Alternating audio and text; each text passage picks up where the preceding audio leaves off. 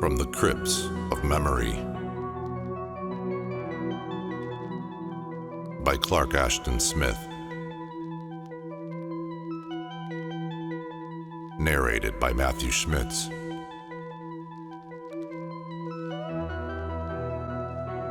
Text taken from Ebony and Crystal. Aeons of aeons ago, in an epoch whose marvelous worlds have crumbled and whose mighty suns are less than shadow, I dwelt in a star whose course, decadent from the high irremeable heavens of the past, was even then verging upon the abyss in which, said astronomers, its immemorial cycle should find a dark and disastrous close. Ah, strange was that gulf-forgotten star.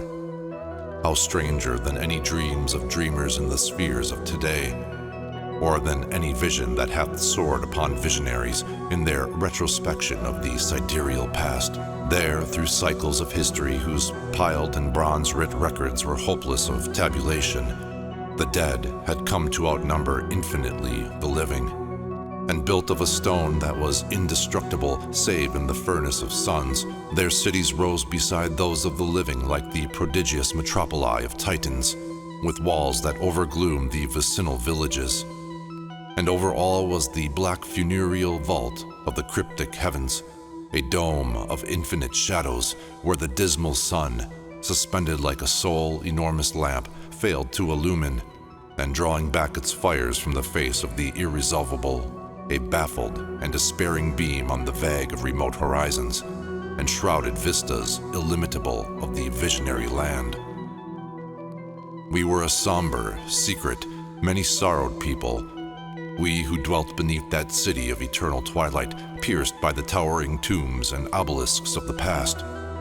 In our blood was the chill of the ancient night of time, and our pulses flagged with a creeping prescience of the lentor of Lethe. Over our courts and fields, like invisible, sluggish vampires born of mausoleums, rose and hovered the black hours, with wings that distilled a malefic languor, made from the shadowy woe and despair of perished cycles. The very skies were fraught with oppression, and we breathed beneath them as in a sepulchre, forever sealed with all its stagnancies of corruption and slow decay, and darkness impenetrable, save to the fretting worm.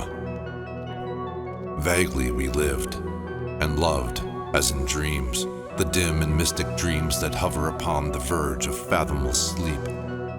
We felt for our women, with their pale and spectral beauty, the same desire that the dead may feel for the phantom lilies of Hadean meads.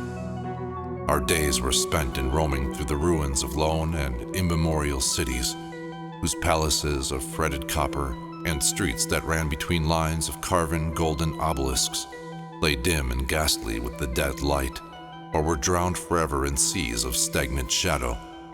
Cities whose vast and iron-builded fanes preserved their gloom of primordial mystery and awe, from which the simulacra of century, forgotten gods looked forth with unalterable eyes to the hopeless heavens and saw the ulterior night, the ultimate oblivion. Languidly we kept our gardens, whose gray lilies concealed a necromantic perfume that had power to evoke for us the dead and spectral dreams of the past. Or, wandering through ashen fields of perennial autumn, we sought the rare and mystic immortalis, with somber leaves and pallid petals that bloomed beneath willows of wan and veil-like foliage, or swept with a sweet and nepenthe-laden dew by the flowing silence of acherontic waters. And one by one, we died, and were lost in the dust of accumulated time. We knew the years as a passing of shadows, and death itself as the yielding of twilight unto night.